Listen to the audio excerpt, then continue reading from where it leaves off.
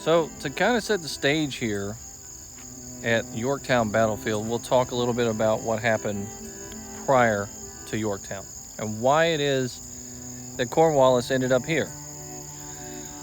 He was on a southern campaign for a long time, and he was fighting the forces in the south. He ended up fighting and branching out and was making his way north.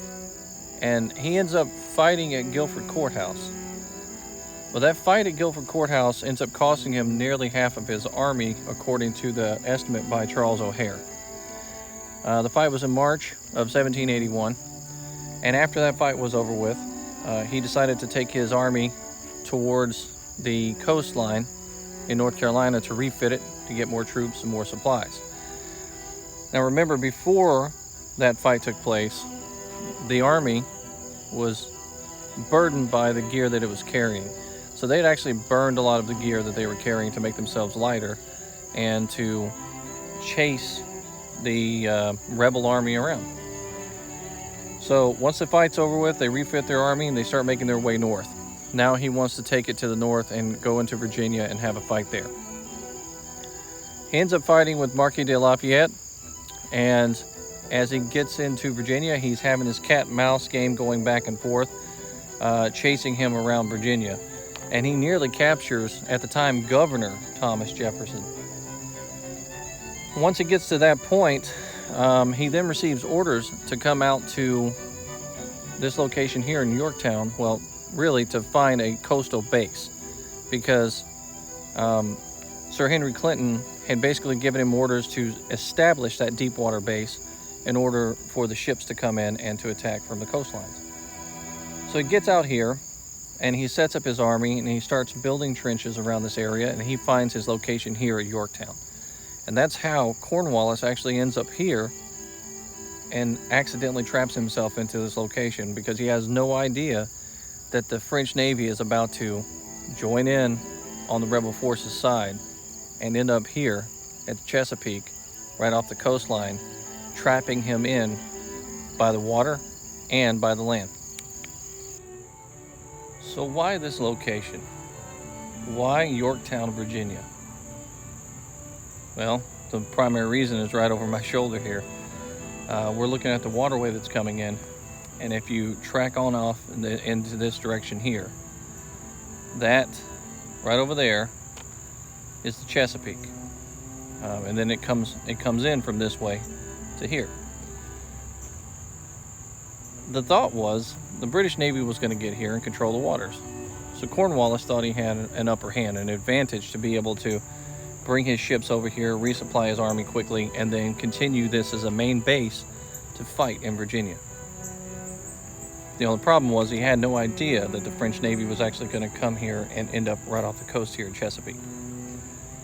When de Lafayette ends up writing George Washington and letting him know, hey, we have an opportunity here. If the French Navy gets to this location and Cornwallis is still here, we could trap him. We could strike that fatal blow that's required to win this war. Washington decides to abandon New York. Now, he'd wanted New York for so long, and he had fought to stay there. But he made probably one of the most pivotal moves in his entire career, which was basically abandon that base and come down here and concentrate his forces into this location. Meanwhile, Cornwallis has no idea what's about to happen until it gets to be too late. Then he starts to realize something's moving in this direction, and he starts writing Henry Clinton to let him know, hey, we got to have more troops, we need more support. If you do not assist me, this army can no longer exist as it is. And eventually what happens here is a siege takes place, Cornwallis and his army ends up having to surrender. It's a pretty unique place to be. And we'll take you out to some of these spots out here where the battle actually took place. Now, some of the fortifications that are out here are not original to the battle. Some of them are. Some of them were actually rebuilt in the 1930s during a moment in time when they were trying to rebuild some of the colonial stuff out here for tourism. But we'll take you out there anyhow and show you roughly where the location was of some of this fight here at Yorktown Battlefield.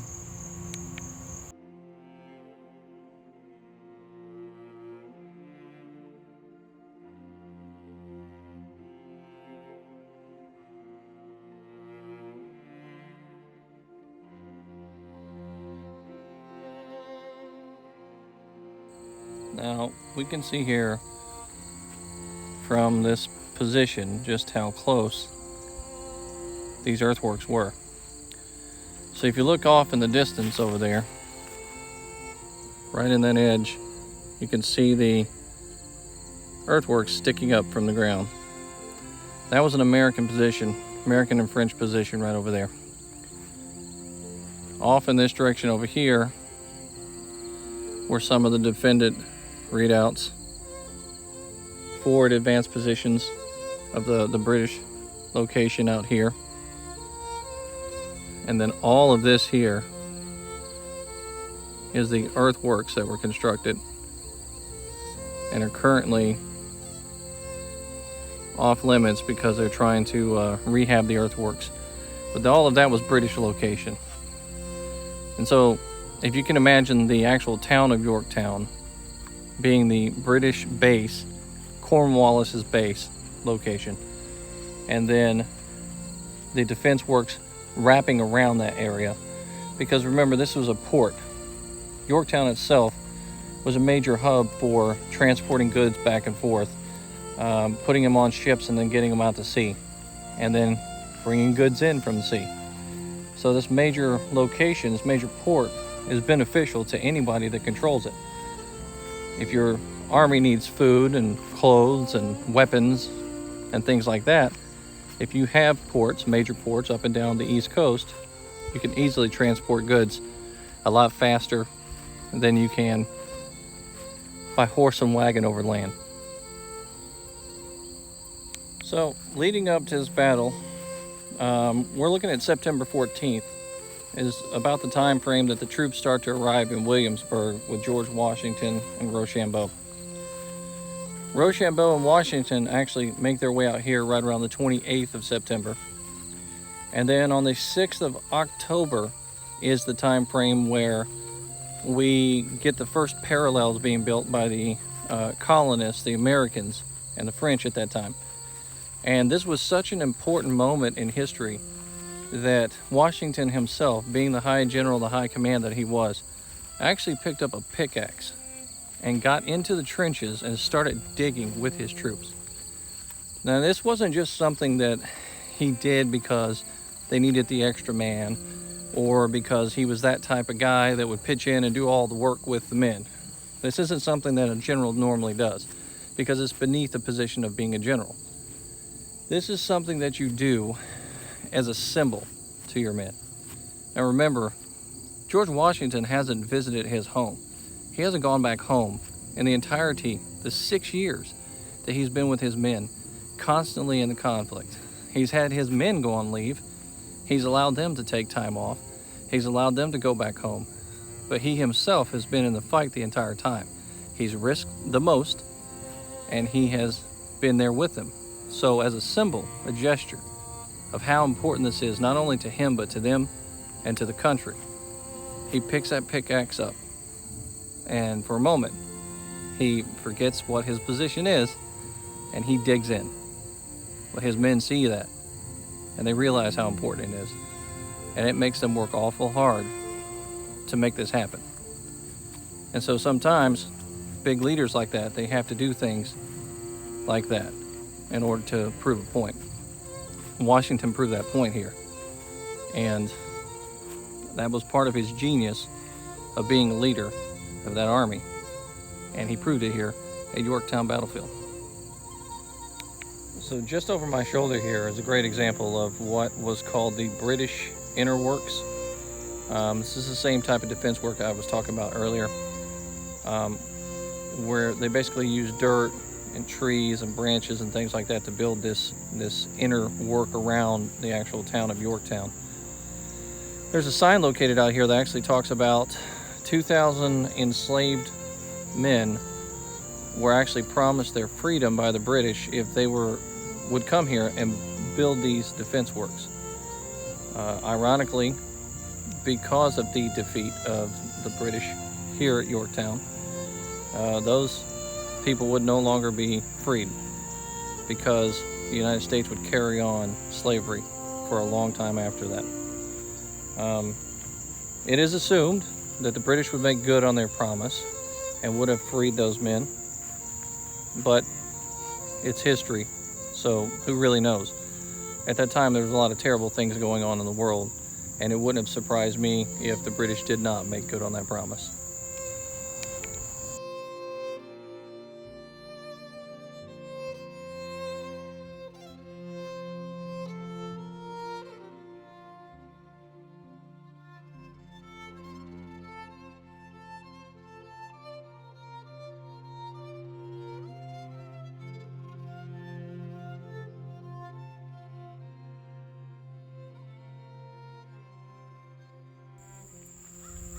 So the location I'm at right now is called the Siege, or the Grand Siege Battery, that was constructed here in 1781. Now, this location started off as twigs and branches. So during the planning phase of this fight, the engineers came out here and they started laying down these twigs in a line, these tree branches in a line. And they marked out exactly where they wanted this siege battery to be located. And now when we're talking about siege battery, if you look over my shoulder, you see that it sticks up pretty high here. That's above my head. A siege battery is different than an actual trench. A trench is a place where a soldier would usually be located, and it's simply just the soldier is in there. And how this works is the battery is put in place so that we can place all these guns in it and start the siege of a town or a location. And then the soldiers start digging their individual trenches out front, and they start working that closer and closer and closer to the objective, so that then they can attack from a closer range and not have to cross so much field. In this location, there would have been howitzers, there would have been mortars and field guns, and there was upwards around 30 guns that were placed here. Well, the night that they started digging this, there was a gentle rain that was falling, and they got out here and kind of surprised the British. They started digging. The British didn't detect it. They didn't know what was going on. And as they're digging these trenches, these areas for the field guns, George Washington comes out here, picks up a pickaxe, and he starts lending a hand to help dig these fortifications as well. For some reason that night, all night long, the Americans were able, and the French were able, to dig these batteries and go undetected. And by morning time, right over there, maybe 2-3 football fields away, the British wake up and look over top of their position and magically see all of this sticking up. And it's begun. They start lobbing shells, and the next thing you know, the town is under siege, and the situation has gotten very real for Cornwallis. And now he knows it's only a matter of time if he's not given support. It's only a matter of time before he has to surrender his army. And at one point in time, he does write back to Sir Henry Clinton and tells him to not send him support, because it would be futile. It would be a waste of men in order to do that. And he makes that hard decision to give up the position and surrender his army here at Yorktown.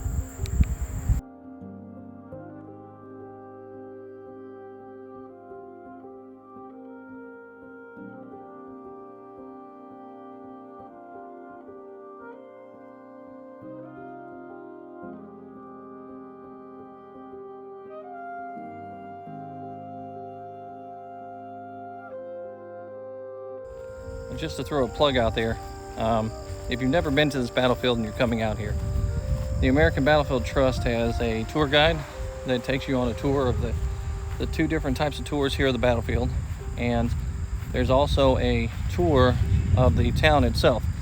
So go check it out on your app store, whatever it is that you use, because they have it both for Android and Apple.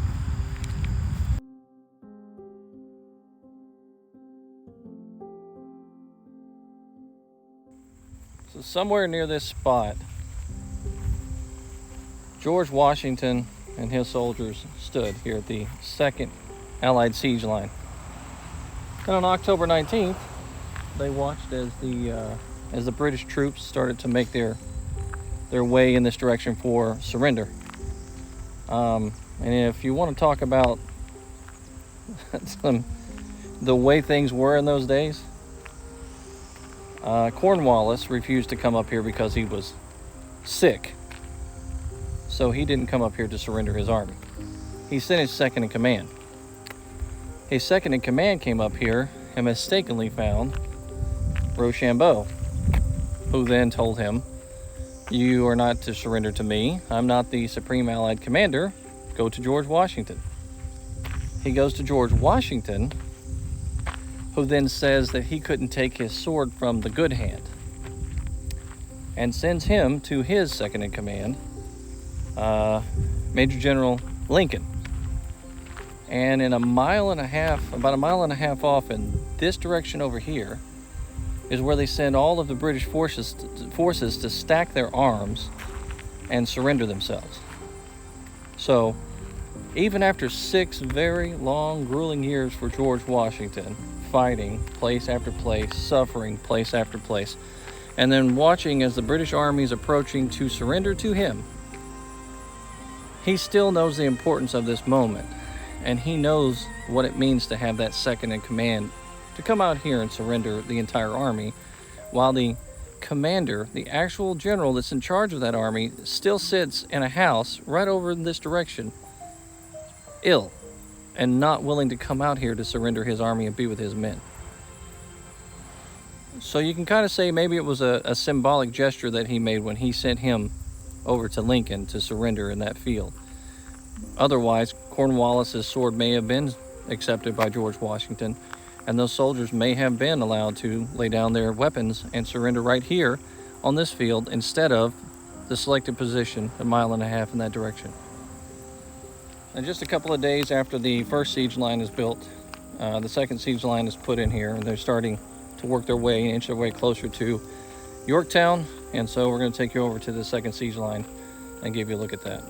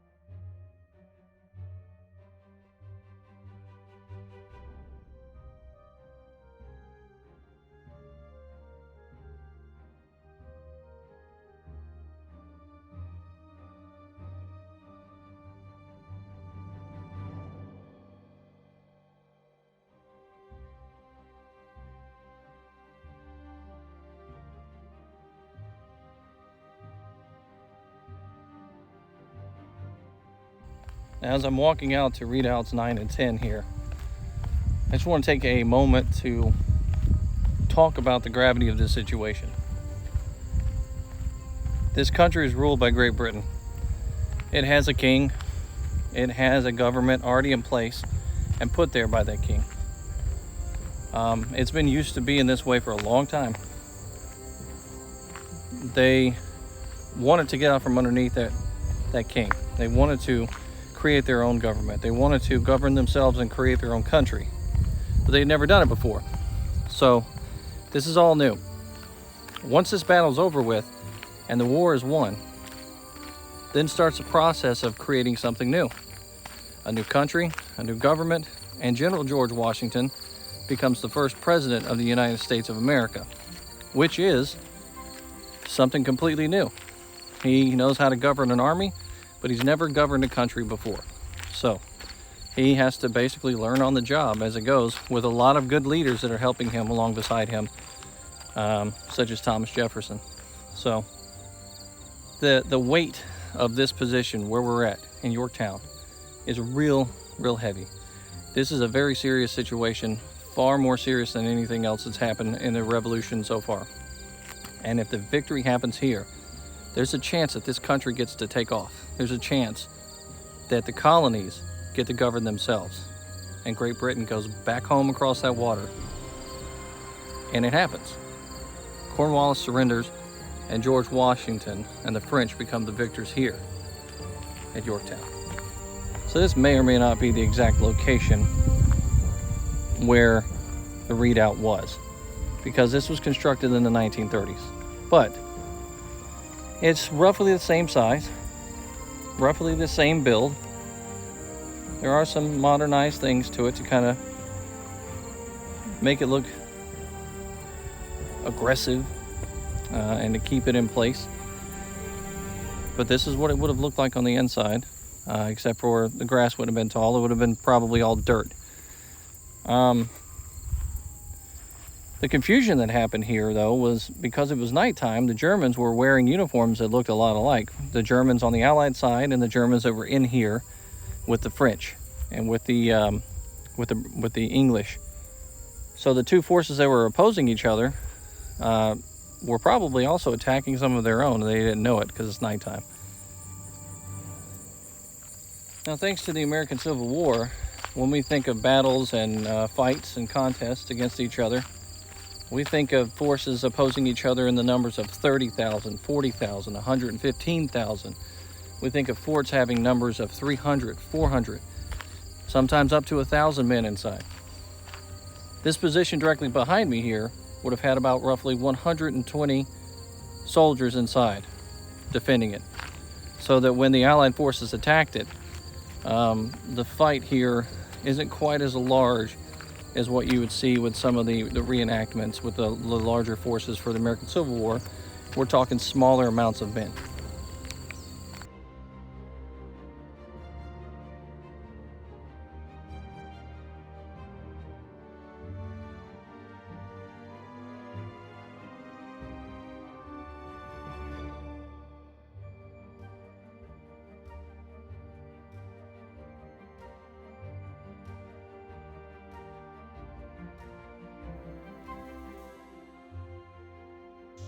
In the area where I'm standing now is one of the ravines behind the lines of the Allied forces.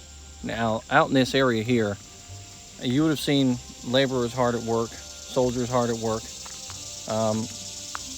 building the gabions and the wooden materials that were needed for the siege works ahead. And so they would store them out here in this location, and off in this direction they would be taken to the main lines to be used for those fortifications that are going across this way and out to the river itself.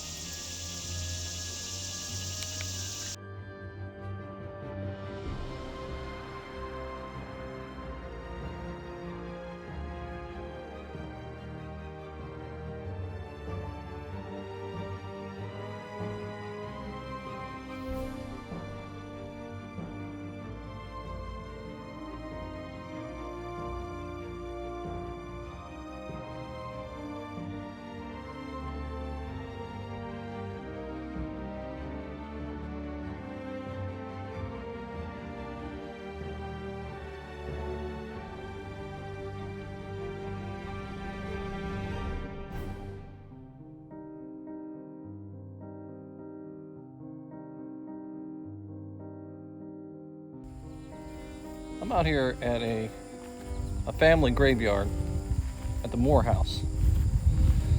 Now, here in Yorktown, the Moore House is the place where the Articles of Capitulation, the surrender of the British Army, was formulated during 1781, and the officers met here at this house to create those articles. But there's an interesting story out here also in the graveyard.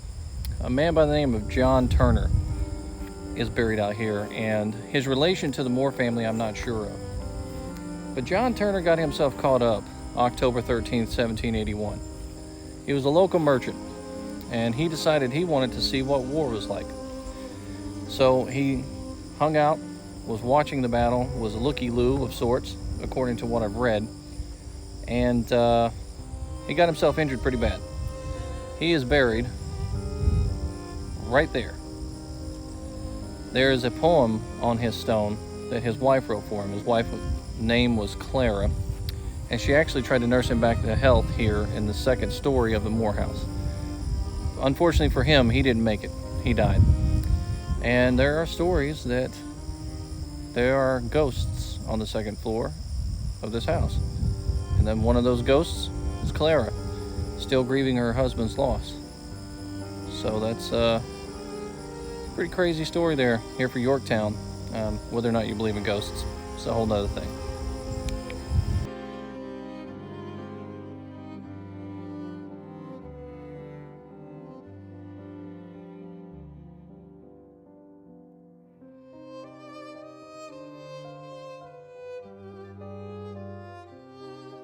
Now hopefully the wind's not too heavy for you to be able to hear me talk. Another story in this graveyard that I would love to get to know, but I don't know, and it just caught my eye. There's a marker out here for the wife of W.H. Shield, and this is the marker right there. The interesting story that I find interesting about this marker is on one side it says Anna B., wife of W.H. Shield, born 1809, died 1847. And as you walk past this marker, plain marker, no big deal. And then you look to the other side of this marker, and it says Susan A., wife of W.H. Shield, born 1824, died 1898. For those of you that are quick at math, those numbers kind of cross over. So I'm assuming that one wife died and another one came in and just picked up the duties where the other one left off. But I don't know about you. My wife would probably come back from the dead and kill me if I had both of them on the same marker.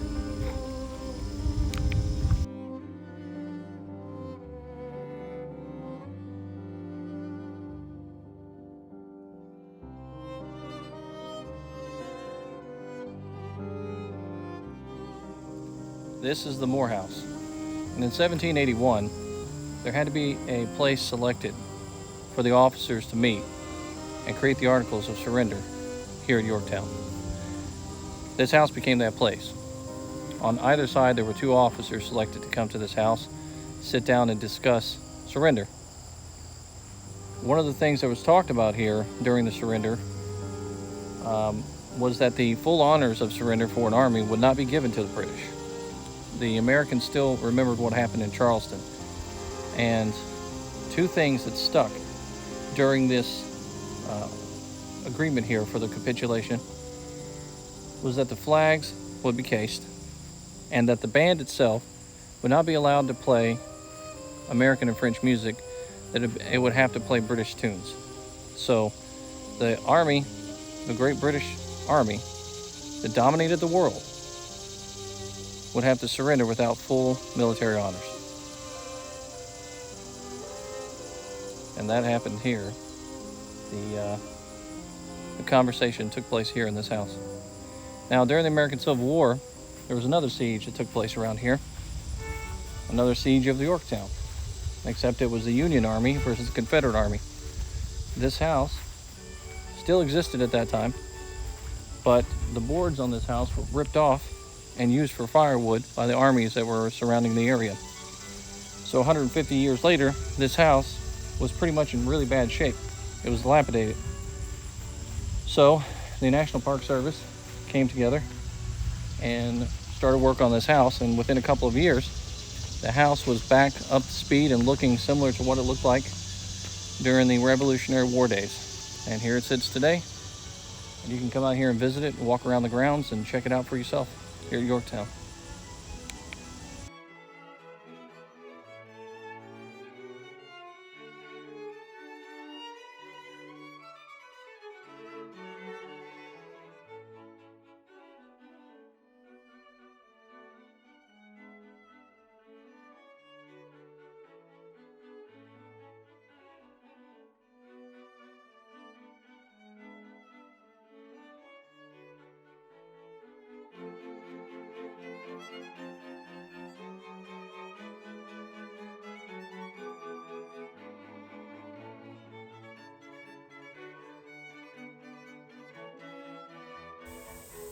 So I'm out here at the Surrender Field in Yorktown, and I want to give the full picture of what happened here. So there's a road that's paved. It runs this way here. And on one side would have been American troops standing shoulder to shoulder. And on the other side would have been the French soldiers and the other Allied forces standing together shoulder to shoulder. And the British would have been marching in with civilian spectators on either side. And they're marching in, and they come down this row here, and silently, as they play their drums, march silently, stack their arms, stack their flags, and surrender their forces to the Allied forces here at Yorktown. It was a solemn occasion, and none of the participants at that time really understood the gravity of what was taking place, because this would be the beginning of the end of the American Revolution and the beginning of a new country called the United States of America. So this is where the battle all culminates, right here on this field, directly behind me. The British traveled up this direction, and they stacked their arms, and they delivered 27 flags to the Allied forces for surrender. And Lord Cornwallis was not here for that surrender because he was ill in Yorktown. After this was over with, the flags were delivered to the Continental Congress, and word spread fast that the Allied forces had beaten the Royal forces here, the British forces. And by 1783, Great Britain had no other choice but to recognize the colonies as the United States of America. And the treaty was signed, and we became a country. So it was fun taking you out here to Yorktown today, showing you around to some of the places where Rochambeau, de Lafayette, George Washington, and Cornwallis was. Till next time, History with Waffles.